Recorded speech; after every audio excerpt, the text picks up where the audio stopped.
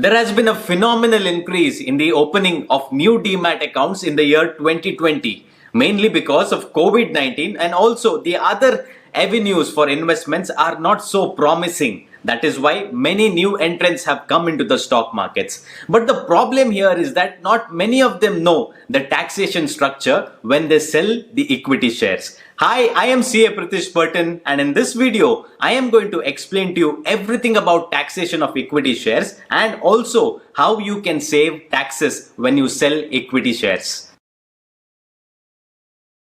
When you sell equity shares, the profit is taxed under the separate head called Capital Gains under Income Tax Act. In order to understand capital gains, you need to know what is a capital asset.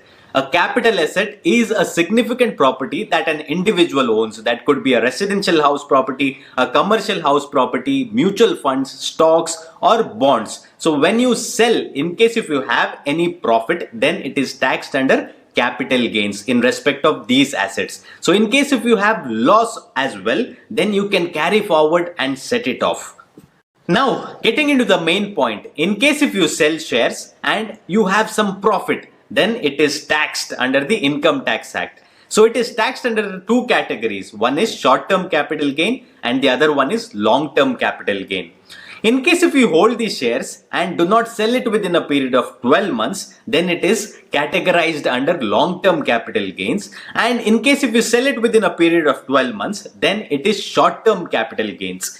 Why this bifurcation is important is for the simple reason that the tax rates are different for short-term as well as for long-term capital gains. The tax rate in case of short-term capital gains is a flat rate of 15% on your profit. And in case of long-term capital gains, it is 10% only if your profit from selling the shares exceeds rupees 1 lakh in the financial year. Prior to 2018, long-term capital gains were not taxed at all. It was entirely exempt. But post 2018, the tax rate is 10% if it exceeds rupees 1 lakh.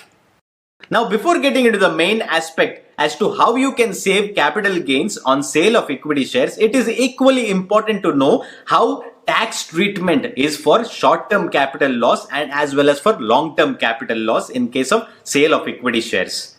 So now, in case if you sell the shares within a period of 12 months, then in case if you do not have profit but have loss, that is called short-term capital loss. And in case of short-term capital loss, it can be set off. And in case if that is not possible to do within the same financial year, then it can be carried forward for a period of 8 financial years.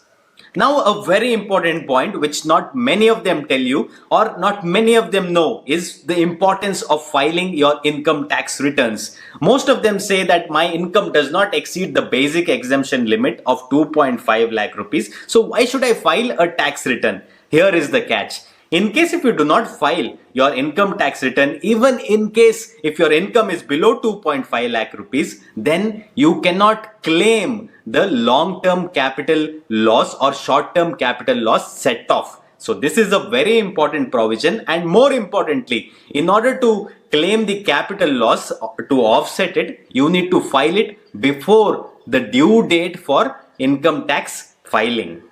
Any long-term gains from equity shares purchased before January 2018, the tax treatment is a bit different and it will be taxed as per the grandfathering rule. So let me explain to you with a very simple example. I bought some shares in July 2017 for rupees 100 and I sold them in December 2018. So the relevant date for this grandfathering rule is the stock price of that stock on January 31st, 2018. In our case, it is rupees 110.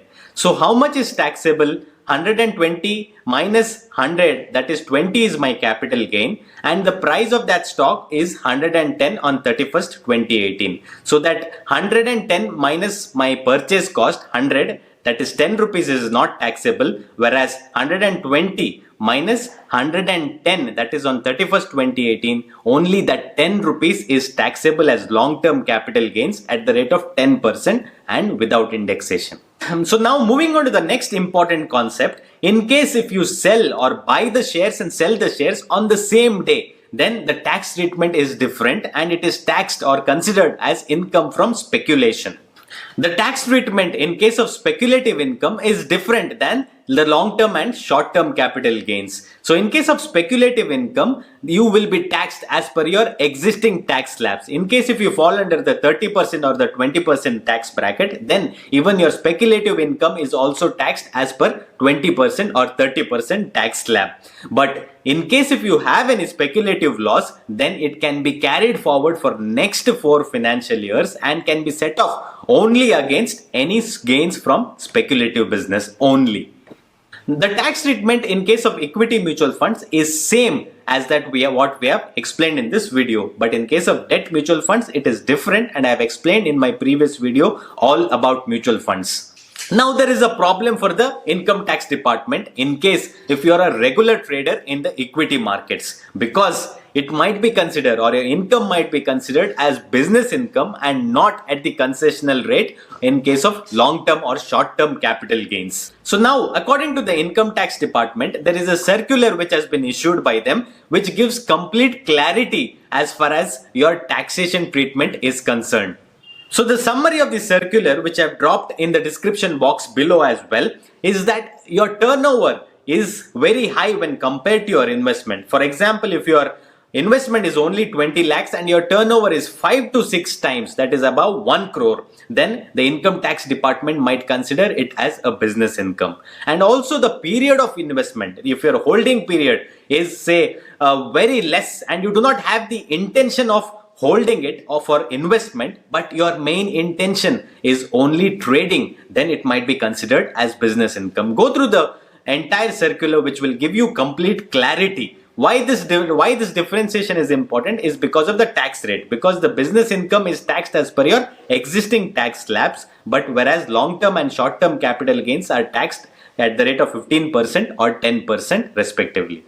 So friends, it is very important to plan your taxes and save taxes. So any point during the financial year or at the end of the financial year, in case if you have losses from some equity shares and if you have profit from some equity shares, then you can sell the equity shares and then set it off against the gains in the same financial year, and then you can buy the same shares on the next day itself.